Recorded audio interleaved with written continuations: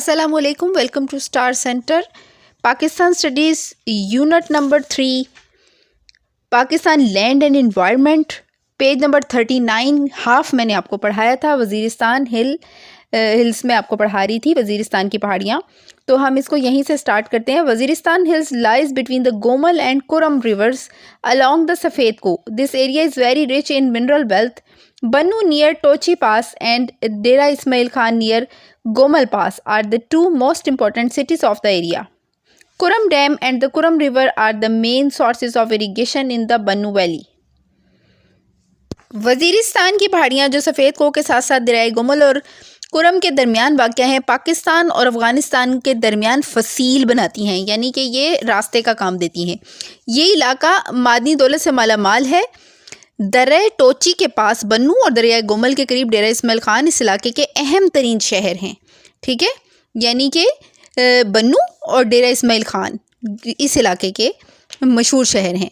बन्नू की वादी में कुरम डैम और दरियाए कुरम आबाशी का अहम ज़रिया है। इसके बाद हमारे पास नेक्स्ट आ जाता है जनाब बलूचिस्तान माउंटेन रेंजेस, बलूचिस्तान की पहाड़ियाँ। ठीक है, या पहाड़ी सिलसिले, यानी बलूचिस्तान में जो पहाड़ी सिलसिले हैं उनका क्या हिसाब किताब है। The Sulaiman range lies in the east of the upper Balochistan mountain ranges and north eastern part of the Balochistan. North eastern से मुराद होता है शुमाल मशरिकी हिस्सा।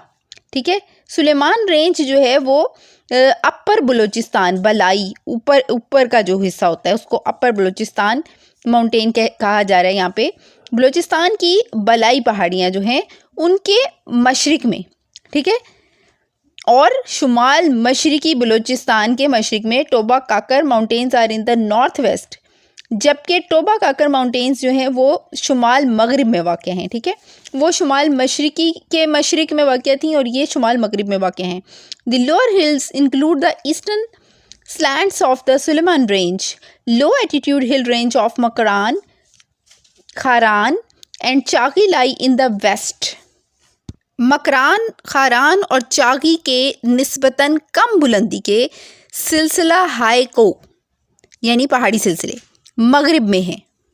Pub and Kirthar mountain ranges are in the south east. Pab और कीर्थर के जो पहाड़ी सिलसिले हैं वो साउथ ईस्ट यानी कि मशरिक में, जुनूब मशरिक में वाक़या हैं। ठीक है, the Potohar plateau is a large stretch of relatively level land that is higher than the land around it, having at least on one side a steep slope falling abruptly to the lower land. abruptly का मतलब होता है तेज़ी से, ठीक है, और slope कहते हैं ढलवान को, फॉलिंग नीचे की तरफ उतरने वाली। ठीक है, तो सतह मुर्तफ़ा ऐसी ज़मीन को कहा जाता है जो गिरदो पेश की ज़मीन के मुकाबले में बुलंद हो लेकिन करीब करीब हमवार सतह रखती हो, यानी कि ज़रा थोड़ी सी फ्लैट भी हो वो। इसके कम अज़ कम एक तरफ नहायत तेज़ी से उतरने वाली ढलवान हो, यानी कि सतह मुर्तफ़ा एक ख़ास टाइप की शक्ल के पहाड़ों को कहा जाता है जो कि ये यहाँ पे बता रहे हैं। ठीक है, A vast area of Pakistan is covered by plateaus. Pakistan का एक बहुत बड़ा हिस्सा जो है वो प्लेट्यूज यानी सतह मुर्तफ़ा से घिरा हुआ है। The Potohar plateau is bounded on the east by the river Jhelum. Potohar plateau जो है वो ईस्ट यानी कि मशरिक की तरफ, सतह मुर्तफ़ा पोटोहार के मशरिक में दरिया झेलम और मगरिब में दरिया सिंध बहते हैं।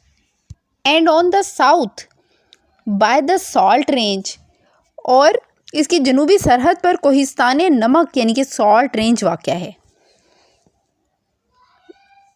इन the north the plateau extends to the northern slope of the Kala Chitta range and to the Margalla hills. शुमाल में ये सतह मुर्तफ़ा हज़ारा की पहाड़ियों, काला चिट्टा सिलसिला को की शुमाली ढलवानों और मारगल्ला की पहाड़ियों तक वसी है। यानी मारगल्ला की पहाड़ियों तक शुमाल की सिमत में अगर जाएँ तो ये सतह मुर्तफ़ा का जो सिलसिला है इसमें हज़ारा की पहाड़ियाँ आ जाती हैं, काला चिट्टा का जो नाम से सिलसिला को है वो भी इसी में आता है, और इसके अलावा मारगल्ला की पहाड़ियाँ भी इसी में आती हैं। ठीक है, the plateau covers a vast area in Rawalpindi, Jhelum and Mianwali and Attock district of the Punjab. ये जो प्लेट्यू हैं, सतह मुर्तफा हैं, ये बहुत बड़ा हिस्सा रावलपिंडी, जेलम, मियांवाली और अटक के इजला जो कि सतह मुर्तफा पंजाब में वाक़या हैं तक फैली हुई है। Valley of Soan and Haro rivers lie across the Potohar plateau. दरियाए स्वां जो है उसकी वैली और दरियाए हरू की वादियाँ, यानी स्वां और हरू की जो वादियाँ हैं वो भी इसी सतह मुर्तफा में वाक़या हैं। The plateau is raised to an altitude of 300 to 600 meters. The plateau generally is poor agriculturally but very rich in minerals. ठीक है, एग्रीकल्चर के हिसाब से, काश्तकारी के लिहाज से तो ये थोड़ा सा कम ज़रख़ेज़ है, लेकिन यहाँ पे मादनियात बहुत ज़्यादा पाई जाती हैं। ठीक है, मादनियात की दौलत से ये माला माल है और ज़राई पैदावार के लिहाज से कमज़ोर है। और इस सतह मुर्तफा की सतह समुंदर से जो बुलंदी है वो 300 मीटर से लेकर 600 मीटर तक बुलंद है। ये इंपॉर्टेंट होते हैं, इस वक्त तो आपको इतनी ज़्यादा अहमियत नहीं आप लोग देते, लेकिन ये आपको अमूमन MCQs में पूछ लिए जाते हैं। कोहिस्तान नमक यानी कि द सॉल्ट रेंज पे हम आ जाएंगे। The salt range begins in the east at Tilla Jogi and Bakrala ridges. ये जो रिजेस होती है ना, ये चोटियों को कहते हैं। ठीक है, और ये जगहों के नाम हैं। And extends to the west of the river Jhelum. ठीक है, ये रिवर झेलम यानी कि झेलम के मगरिब में वसी इलाके पर फैले हुए हैं। सॉल्ट रेंज के मशरिक में टिल्ला जोगी और बकराला से शुरू होकर दरियाए झेलम के मगरिब में वसी इलाके पर फैले हुए हैं। ठीक है, यानी ये सारा इलाका झेलम का इसमें आता है। After covering some distance it turns north west and crosses the Indus. ठीक है, कुछ फासला तय करने के बाद ये सिलसिला कोहे शुमाल मगरिब की तरफ मुड़ जाता है और काला बाग के मुकाम पर, पेज नंबर 39 ख़त्म हो गया यहाँ पर, और अब हम पेज नंबर 40 की तरफ आ गए हैं। और पेज नंबर 40 के स्टार्ट में हमें यहाँ पे काला बाग तक ये लाइन ख़त्म हो रही थी। On the west bank of the Indus the salt range extends towards south covering the districts of Bannu and Dera Ismail Khan in the KP province. कुछ फासला तय करने के बाद ये सिलसिला कोहे शुमाल मगरिब की तरफ मुड़ जाता है, यानी कि ये अपना रुख बदल लेता है और शुमाल मशरिक की तरफ हो जाता है और काला बाग के मुकाम पर दरियाए सिंध को अबूर करके पंजाब से सूबा खैबर पख्तूनख्वा में दाखिल हो जाता है। ठीक है, यानी कि सूबे बदल जाते हैं यहाँ पे, पंजाब से ये खैबर पख्तूनख्वा में दाखिल हो जाता है। ठीक है, हम सॉल्ट रेंज पढ़े हैं, कोहिस्तान नमक। ठीक है, तो यहाँ पे वो कहते हैं कि ये खैबर पख्तूनख्वा में दाखिल हो जाता है। On the west bank of the Indus the salt range extends toward south covering the districts of the Bannu. ये सारा हो गया था। आगे से चलते हैं। Average height of the plateau and the hills of the region is 671 meters but at the point near Saksar it rises to about 1525 meters above sea level। तो इसके बाद ये कहते हैं कि जहाँ से जनूब की तरफ आगे बढ़ते हुए ये बन्नू और डेरा इस्माइल खान के वसी इलाके में भी फैला हुआ है। सॉल्ट रेंज की पहाड़ियों की औसत जो बुलंदी है वो 671 मीटर है, लेकिन सक्सर के नज़दीक एक मुकाम पर यह सिलसिला सतह समुंदर से 1525 मीटर तक भी बुलंद हो जाता है। ठीक है, अब नेक्स्ट पे आपका आ जाता है arid and semi arid mountain ranges. हमने जब माउंटेन रेंजेस के बारे में पढ़ा था तो ये भी उसमें शामिल थी और ये तकरीबन आपका 5वां नंबर बनता है। इसे कहते हैं बंजर और नीम बंजर पहाड़ी इलाके। ठीक है, नाम से ही आपको पता चल रहा है, मैंने आपको पहले भी एरिड के बारे में काफ़ी बताया था। एरिड एंड सेमी एरिड यानी ये बंजर इलाकों को कहते हैं, नीम बंजर और बंजर, जहाँ पर काश्तकारी बहुत कम या नामुमकिन वाली बात होती है। ठीक है, जो ज़रखेज़ ना हो जगह। The areas receiving less than 12 centimetre rain per year are termed as arid regions. वो कहते हैं कि एरिड रीजन्स किन को कहते हैं? जिन इलाकों में बारिश की सालाना शरह 12 सेंटीमीटर से कम हो वो इस्तिलाह में बंजर इलाके कहलाते हैं। ठीक है, बारिश की शरह जहाँ पे कम होती है, कम बारिश होती है, वहाँ पे वो इलाके उनको हम बंजर इलाके या एरिड रीजन्स कंसिडर करते हैं। Following areas of Pakistan fall in this category. ये बड़ी दिलचस्प और अहम बात है पाकिस्तान के बारे में कि पाकिस्तान के कौन से हिस्से इसमें आते हैं। इसमें आ जाते हैं सबसे पहले दी सुलेमान रेंज, कीर्थर हिल्स और बलूचिस्तान प्लेट्यू, ये 3 इम्पॉर्टेंट तरीन हैं एरिड और सेमी एरिड माउंटेन्स रेंजेस में। ठीक है, तो आप इसको अच्छे तरीके से इसके नाम याद कर लें। ठीक है, मैंने दोहराया दोबारा से, द सुलेमान रेंज आ जाता है इसमें, सुलेमान रेंज आती है, कीर्थर हिल्स आती हैं और बलूचिस्तान प्लेट्यू इसमें शामिल हैं। ठीक है, यानी कि सतह मुर्तफा बलूचिस्तान जिसे कहते हैं। ठीक है, अब हम यहाँ से पढ़ते हैं the Sulaiman range. The Sulaiman range lies in the west on the right bank of the river Indus. Takht Sulaiman is the biggest peak of the range, height 3535 metres. ये बड़ी ज़बरदस्त सी फिगर है, बड़ी आसानी से बच्चों को याद हो सकती है, 35। ठीक है, इस तरह से आप इसको याद कर सकते हैं। तो सुलेमान रेंज जो है, सुलेमान का सिलसिला को दरिया सिंध के दाईं किनारे पर यानी मगरिब में वाक़या है। ठीक है, तख्त सुलेमान इस सिलसिले की सबसे अहम चोटी है, इसकी बुलंदी 3535 मीटर है। फिर आ जाता है कोहे केर्थर जो है, केर्थर हिल्स जो है, इनको कोहे केर्थर कहते हैं। सॉरी, ज़ुबान पे चढ़ता नहीं है और बच्चे अक्सर गलतियाँ बड़ी जल्दी पकड़ लेते हैं। याद तो सबक पता नहीं करते हैं कि नहीं करते हैं, लेकिन गलती फटाफट पकड़ के दे देते हैं कि आपने फ़लाँ वर्ड वहाँ पे यूँ कहा था, आपने ऐसे बोला था। तो बेटा, हम भी इंसान हैं, कभी इंसान से ना गलती भी हो जाती है। तो जब हम रवानी में पढ़ रहे होते हैं ना, तो बहुत सारे वर्ड हमारी भी ज़ुबान पे ना नहीं चढ़ रहे होते। Dry Kirthar hills lie in the south of the Sulaiman range. ठीक है, कोहे सुलेमान के जनूब में कोहे केर्थर के सिलसिले की खुश्क पहाड़ियाँ हैं। ड्राई आपने यहाँ पे लफ्ज़ पढ़ा था। ठीक है, ये इससे मुराद ये है कि खुश्क पहाड़ियाँ हैं। Balochistan plateau covers enormous area of land. Balochistan plateau जो है ना, पाकिस्तान में देखें, बलूचिस्तान एक बहुत बड़ा पाकिस्तान का हिस्सा कवर करता है। ठीक है, हमारे नक्शे में अगर आप उसको गौर से देखें तो सतह मुर्तफा बलूचिस्तान बहुत ज़्यादा वसी और फैला हुआ है। ठीक है, At different points, it is 600 to 900 meters high from sea level. मुख्तलिफ मुकामात पर ये 600 से 900 मीटर समुद्री सतह से बुलंद है। Its average altitude is at different points, it is 600 to 900 meters high from sea level. मुख्तलिफ मुकामात पर ये सतह समुंदर से 600 से 900 तक बुलंद है। इट्स एवरेज ऑल्टीट्यूड, इसकी औसत बुलंदी जो है, इस 650 मीटर्स, 650 मीटर है। The plateau is located in the midst of the Kirthar hills range. ये जो सतह मुर्तफा है, ये कोहे केर्थर जो है उसके दरमियान में पाया जाता है, मिड में पाया जाता है। Muslim Bagh and Ziarat hills are a part of the Balochistan plateau. Muslim Bagh और ज़ियारत की पहाड़ियाँ बलूचिस्तान सतह मुर्तफा बलूचिस्तान के हिस्से हैं। The area represents a variety of physical features of one part drastically differ from the other part. इस इलाके के मुख्तलिफ हिस्सों की तबाई खसूसियात एक दूसरे से बहुत मुख्तलिफ हैं, यानी कि एक हिस्से में ज़रा और तरह का मौसम होता है और दूसरे हिस्से में मौसम थोड़ा तब्दील हो जाता है। ठीक है, तो तबाई खसूसियात से मुराद यहाँ के आबो हवा और मौसम की तब्दीली है। ठीक है, rainfall is scanty and agriculture is impossible in the northwestern desert area of the plateau.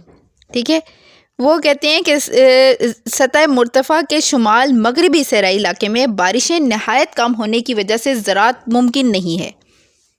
Hamoon Mashkel is a vast salt water lake located in the desert.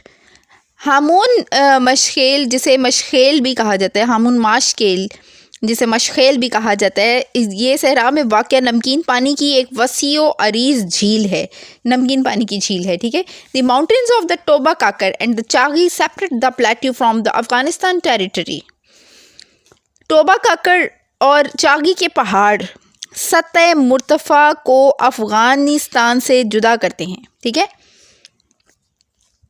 यानी कि अफ़गानिस्तान और पाकिस्तान के दरमियान में बॉर्डर का काम करते हैं। ये beautiful historic city of Quetta is the capital of the Balochistan province. ये बहुत इंपॉर्टेंट इन्फॉर्मेशन है जो अक्सर बच्चों को नहीं पता होती कि बलूचिस्तान, सूबा बलूचिस्तान का जो कैपिटल सिटी है वो कोयटा है, यानी दारुल हुकूमत जिसे हम कहते हैं, वो कोयटा है, जो कि बहुत खूबसूरत शहर है। The plateau is famous for its wealth of natural resources of which natural gas is the most important. Coal, chromites, copper and iron are और, ये ORE और आयरन और जो है ना, ये सब मादनियात के नाम हैं। Are also found in sizeable quantities. ये सतह मुर्तवा यानी कि सतह मुर्तवा बलूचिस्तान जो है ना, इसकी सबसे बड़ी क्वालिटी ये है कि ये कुदरती वसाइल से, इन मादनियात की दौलत से मालामाल है। इन वसाइल में कुदरती गैस सबसे अहम और काबिल ज़िक्र है। कोयला, क्रोमाइट, तांबा और लोहा भी अच्छी खासी मिकदार में यहाँ पर दस्तयाब हैं। पेज नंबर 40 पर हूँ मैं। Arid and semi arid mountains हमने ख़त्म कर लिए हैं और अब हम आ गए हैं environment hazards and remedies. Environment hazards जो वर्ड है ना, इससे मुराद है ख़तरात, और रेमेडीज़ से मुराद है इनका हल, यानी कि माहौल को कौन कौन से ख़तरात हैं और उनका हल क्या है। तो पेज नंबर 40 का सेकंड जो टॉपिक हमारा स्टार्ट हो रहा है वो है environment means the natural conditions. ठीक है, माहौल का मतलब होता है नेचुरल कंडीशन से मुराद ये है कुदरती हालतें, यानी कि कुदरत की तरफ से जो इंसान को चीज़ें मुहैया की गई हैं। ठीक है, the natural condition such as air, water and land in which people, animals and plants live. Environment hazards are of two kinds, of natural origin and of human origin. ठीक है, origin का लफ्ज़ है ये। In the first instance we shall discuss the natural origin hazards. Natural conditions में आप लोगों की आ जाती हैं पानी, ज़मीन, हवा, जिसमें फिर लोग, जानवर और पौधे ज़िंदगी गुजारते हैं। ठीक है, और माहौलियाती मसाइल की दो किस्में हैं, एक कुदरती माहौलियाती मसाइल और एक इंसान के अपने पैदा करदा माहौलियाती मसाइल। ठीक है, और जैसे कि आपको यहाँ पे ह्यूमन ओरिजिन दे रहे हैं ना, तो ये इंसान के पैदा की हुई मसले मसाइल हैं। ठीक है, और कुछ कुदरती मसाइल भी आते हैं। ठीक है, तो पहले हिस्से में हम लोग नेचुरल ओरिजिन हैज़र्ड्स, जो कुदरती आफात या मसाइल होते हैं ना, उनको पढ़ेंगे। वाटर लॉगिंग एंड सैलिनिटी, जिसे आप उर्दू में सेम और थोर कहते हैं। ठीक है, when the sub soil water table rises, सब सॉइल वाटर से मुराद ये होती है ज़ेरे ज़मीन पानी, जो ज़मीन के नीचे पानी होता है ना। राइजेस, इसकी सतह सो हाई, बहुत ऊपर आ जाती है, that it comes very close to the surface level, इतनी करीब आ जाए ज़मीन के नीचे जो पानी है उसकी सतह, जो जिस ज़मीन पर हम चलते हैं उसकी जो बलाई सतह है उसके बहुत करीब आ जाए। ठीक है, मेरी बात को आप ध्यान से समझें कि जो ज़ेरे ज़मीन पानी है जो कि बहुत नीचे होता है और उसके ऊपर बहुत कुछ है, यानी कि प्लेट्स वगैरह हैं ज़मीन की, अगर ऐसा हो जाए कि वो जो ज़ेरे ज़मीन पानी है वो ज़मीन के बहुत करीब आ जाए, ज़मीन की सतह के, तो उसमें जो मसला पैदा होता है, ठीक है, इस कैफियत को वाटर लॉगिंग या फिर सेम कहा जाता है। ठीक है, this condition is called water logging.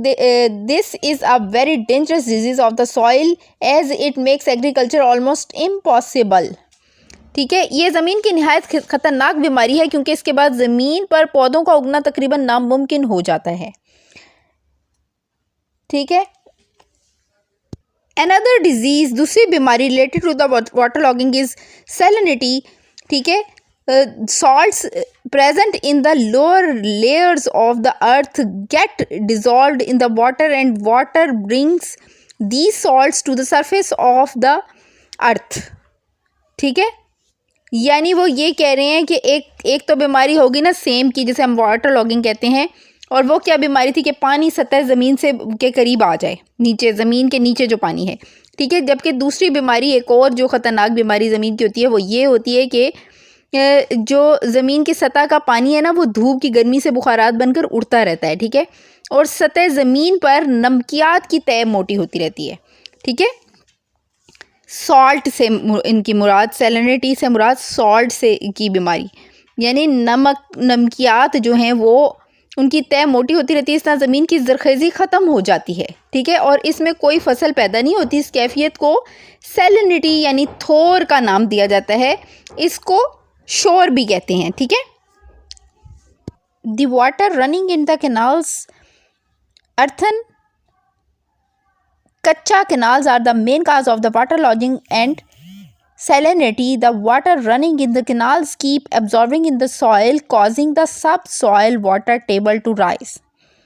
ठीक है, वो ये कह रहे हैं कि जो नहरें हैं ना, कच्ची नहरें, ठीक है, इसकी सेम और थोर की बीमारी की सबसे बड़ी वजह ना कच्ची नहरें हैं, जिनका पानी, कच्ची नहरों से मुराद क्या होता है, यानी कि ये जो नहरें हैं ना, इनमें पानी खड़ा रहता है और वो पानी ज़ेरे ज़मीन जज़ब होकर ना ज़मीन के पानी की सतह को बुलंद कर देता है, ठीक है, मुस्तकिल समझे आपके लीकेज होती रहती है इसके ज़रिए पानी की, और वो ज़ेरे ज़मीन पानी को जाकर उसकी सतह को बुलंद कर देता है, जो कि वाटर लॉजिंग का बायस बनती हैं, ठीक है।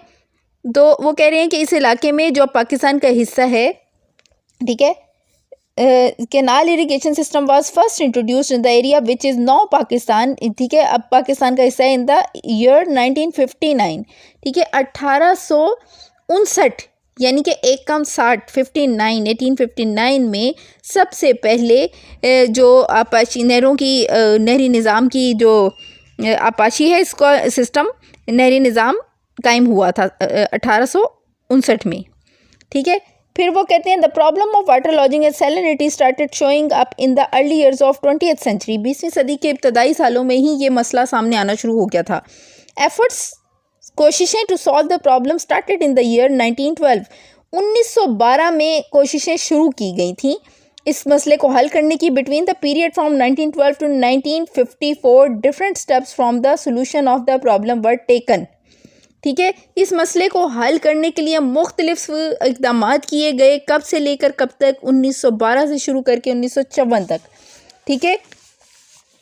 अब मैं आ गई हूँ पेज नंबर 41 पे। Level in the canals was lowered, page number 41, level in the canals was lowered, earthen canals were lined with bricks or concrete, tubewells were installed and drains, nalas were built for draining the excessive water from the waterlogged areas.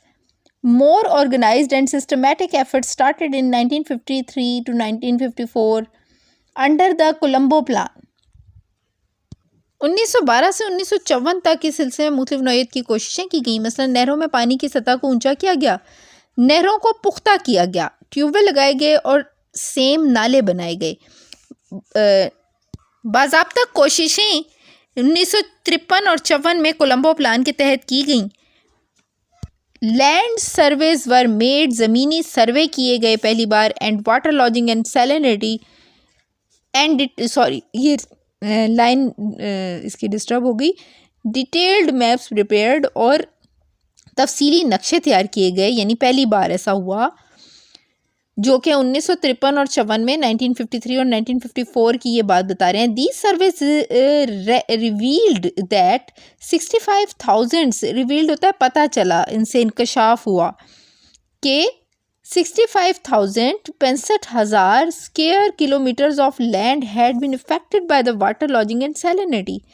Same और थोर के ज़रिए से 65,000 square kilometre ज़मीन मुतासिर हो चुकी है।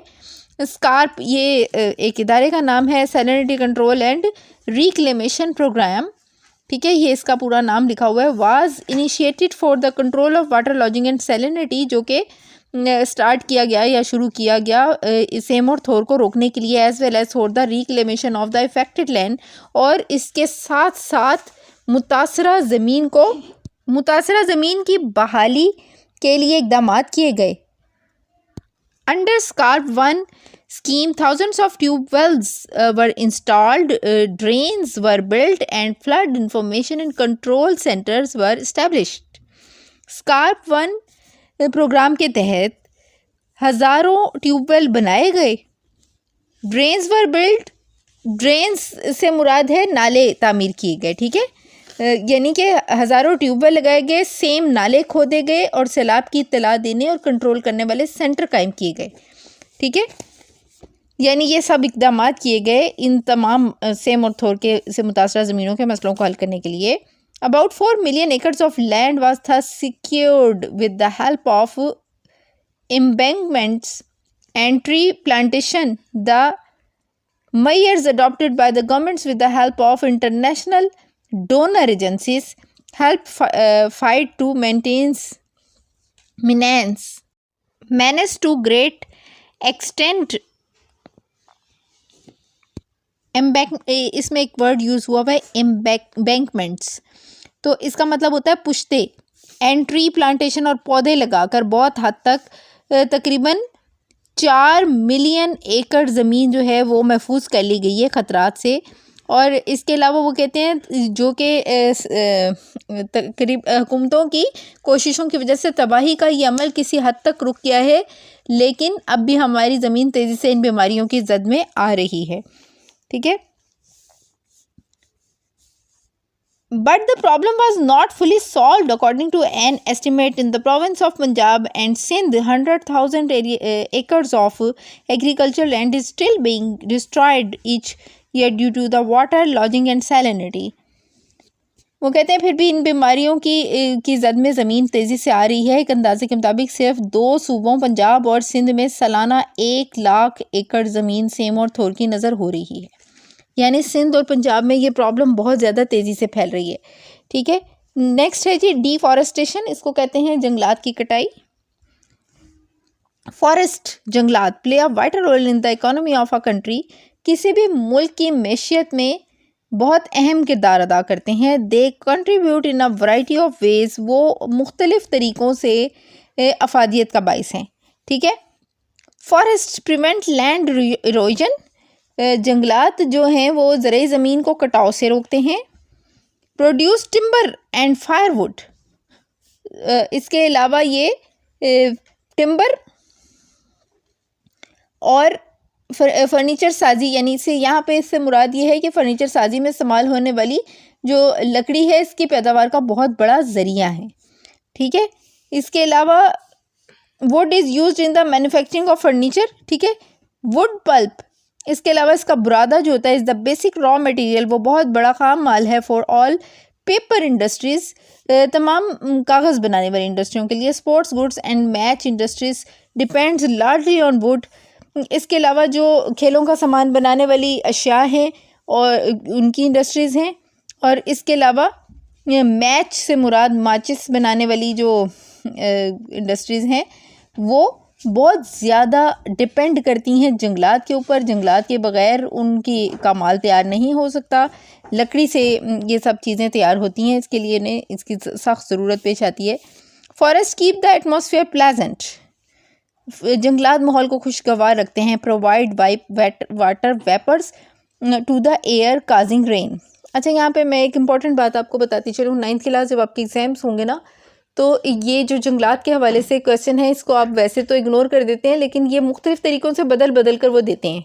ठीक है, होता ये आपकी बुक में से ही है। अक्सर स्टूडेंट्स इस पर ना परेशान हो जाते हैं कि पता नहीं कहाँ से आया है, तो इसको आपने बड़े ध्यान से रखना है। और जब आप इसको एग्ज़ाम्स में अगर आपको ये किसी भी तरीके से चेंज करके आए, जैसे काजेज़ ऑफ डिफॉरेस्टेशन बहुत इंपॉर्टेंट है, जो कि हम आगे आके भी पढ़ेंगे। पेज नंबर 41 है मेरे पास, पाकिस्तान स्टडीज़ इंग्लिश मीडियम वालों की 9th क्लास मेरे पास है। Forest provide raw material for turpentine oil, यानी तारपेन का जो तेल होता है। And different types of gums से मुराद ये होती है ना, ये जो गोंद वगैरह होती है ना। ठीक है, एंड फाइबर्स, और इसके अलावा फाइबर्स यानी कि वो कहते हैं कि गोंद और बिरोज़ा वगैरह जो होते हैं ना, ये सब चीज़ें जंगलात से हमें हासिल होती हैं। Forest keep the atmosphere pleasant, जंगलात आबो हवा को खुशगवार रखते हैं। Provide water vapours to the air, हवा को नमी फ्राहम करते हैं जंगलात। ठीक है, यानी कि हवा को आबी बुखारात ये प्रोवाइड करते हैं। काजिंग रेन, जो कि बारिश का सबब बनती है। Decomposed foliage serves as green manure which adds natural fertility to the soil. यहाँ पर वो ये बता रहे हैं कि जंगलात के गले सड़े पत्ते भी हमारे लिए बहुत फ़ायदेमंद होते हैं, क्योंकि ये नबाताती खाद या मिट्टी बनाते हैं जो ज़मीन की ज़रखेज़ी का बहुत अहम आमिल है या अवामिल है। ठीक है, उसके अहम अवामिल में से है। ठीक है, फिर wild life and its in this way contribute indirectly to the production of milk and meat. ठीक है, जंगलात जो है ना ये ब्रीडिंग प्लेस और हैबिटेट हैं वाइल्ड लाइफ के लिए। ठीक है, तो क्या होता है कि ये दूध और गोश्त का बहुत बड़ा ज़रिया है, क्योंकि ये पनाहगाहें हैं जानवरों की। तो यहाँ जंगलात ना हो तो फिर जानवर इतनी ज़्यादा तादाद में कैसे पल सकते हैं। जानवरों की के लिए पनाहगाह जो है सबसे बड़ी वो जंगलात ही हैं। तो दूध और गोश्त की फराहमी का बहुत अच्छा वसीला भी है। For a big section of our population forest are sole source of earning. हमारी एक बहुत बड़ी आबादी की कमाई का ज़रिया है जंगलात। Forest add to the fertility of the land in many ways. बहुत मुख्तलिफ तरीक़ों से ज़मीन को ज़रखेज़ रखने में मदद करते हैं। दरख्त सेमोथोर को रोकने का बहुत बड़ा ज़रिया है और इनसे ज़मीन की ज़रखेज़ी में फर्टिलिटी जो होता है ना, ये ज़रखेज़ी को कहते हैं, में इजाफ़ा होता है। इसके आगे आपका ये ज़रा नेक्स्ट पैराग्राफ शुरू हो जाता है। Forest are the single largest source of oxygen production due to the exceeding volume of the carbon dioxide in the air. The greenhouse effect is intensifying day by day. This process is called global warming. दरख्त oxygen की फराहमी का बहुत बड़ा ज़रिया है जो कुर्रा अर्ज़ पर सांस लेने वाले हर इंसान और पौधे की ज़रूरत है। फ़िज़ा में कार्बन डाइऑक्साइड की मिकदार में इजाफे के बाइस यानी बढ़ने के बाइस ग्रीन हाउस असरात, ग्रीन हाउस इफ़ेक्ट के बारे में तो आप लोग बहुत सारा पढ़ चुके हैं 8th क्लास में भी। अब बच्चों को इसके बारे में अवेयरनेस पैदा हो चुकी है, में रोज़ बरोज़ इजाफा हो रहा है। कुर्रे अर्ज़ का दर्जा हरारत तेज़ी से बढ़ रहा है। Scientists believe that global warming is a great threat for the future of human life on the earth. Scientist ख्याल करते हैं या उनका अंदाज़ा है कि ये एक बहुत बड़ा ख़तरा बन जाएगी मुस्तकबिल में आने वाले ज़मीन पर रहने वाले इंसानों के लिए।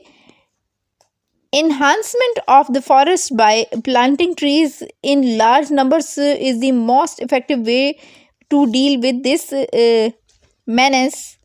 ये ख़तरे को कहते हैं, ठीक है, menace. We shall study about greenhouse effect in some detail in the following pages. ठीक है, वो कहते हैं कि हम ग्रीन हाउस इफ़ेक्ट को ख़त्म करने के लिए हमें ज़्यादा से ज़्यादा जंगलात लगाने चाहिए और जंगलात के रकबे में इजाफ़ा करना ही इस मसले को ख़त्म करने का सबसे मौसर तरीका है। ठीक है, काजेज़ ऑफ डिफॉरेस्टेशन इन पाकिस्तान। तो यहाँ पे ये कहते हैं कि डिफॉरेस्टेशन कहते हैं जी जंगलात की कमी। इसके असबाब क्या हैं? The area now called Pakistan was once full of natural forest.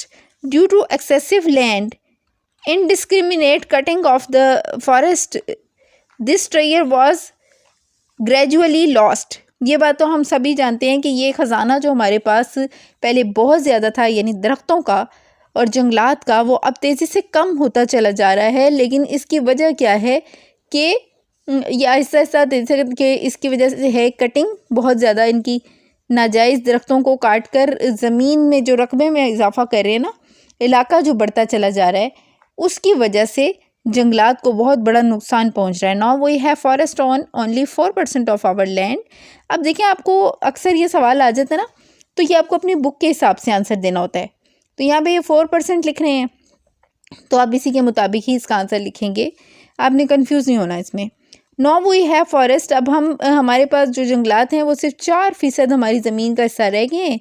This area exclude northern areas of Pakistan. वो कहते हैं कि ये 4% जो रकबे के जंगलात हैं इस शरह में शुमाली इलाका जात शामिल नहीं है। ठीक है, in order to reach the global standards of 20 to 25%, we need to enhance our forest areas at least 5 times of its present coverage. Following are the major reasons that count for the scarcity of the forest in our country. यहाँ पे वो कह रहे हैं कि आलमी म्यार जो है ना वो 20 से 25% तक होना चाहिए जंगलात किसी भी रकबे पर। तो हमारा तो 4% भी बामुश्किल वो कहते हैं जंगलात शामिल हैं। तो इतनी पस्त शरह, जो इतनी लो इसकी जो परसेंटेज है, ना सिर्फ हमारी कौमी ज़रूरियात के लिए नाकाफ़ी है बल्कि हम आलमी म्यार तक पहुंचने के लिए ज़रूरी है कि अपने जंगलात के रकबे को 5 गुना बढ़ाएं। और हमारे मुल्क में जंगलात की कमी के जो वजूहात हैं वो ये हैं। A large part of our Landform consists of dry, hilly area. These conditions make forestation impossible or extremely difficult. सबसे पहली बात तो ये है कि एक बहुत बड़े हमारा ज़मीन का हिस्सा, जैसे कि मैं आपको बलूचिस्तान का ही इलाके बताती रही हूँ, अभी मैं पढ़ा कर आई हूँ आपको, तो वो कहते हैं कि पाकिस्तान की ज़मीन का एक बहुत बड़ा हिस्सा जो है वो बंजर और खुश्क पहाड़ियों पर मुश्तमिल है, जिसकी वजह से वहाँ पे जंगलात लगाना मुमकिन नहीं है और बहुत ज़्यादा दुश्वारी का बायस है, ये खाली पड़ी हुई है नहीं हमारी ज़मीन। Water supply is insufficient. पानी की जो सप्लाई है, जंगलात तो तरक्की ही पानी की बेस पर करते हैं, ठीक है, तो पानी की सप्लाई जो है ना वो नाकाफ़ी है। पानी की किल्लत शजरकारी के रास्ते में बहुत बड़ी एक रुकावट है। Majority of the population number 3 पे है, is illiterate and do not understand the importance of the forest. ये तो बहुत बड़ा मसला है जी। हमारे यहाँ के पॉपुलेशन की मेजॉरिटी यानी कि आबादी की बहुत बड़ा हिस्सा जो है वो नाख्वानदा यानी कि अनपढ़ है और वो बिल्कुल भी नहीं समझते जंगलात की अहमियत को, ठीक है। Number 4, in order to accommodate the fast increasing population more land is required.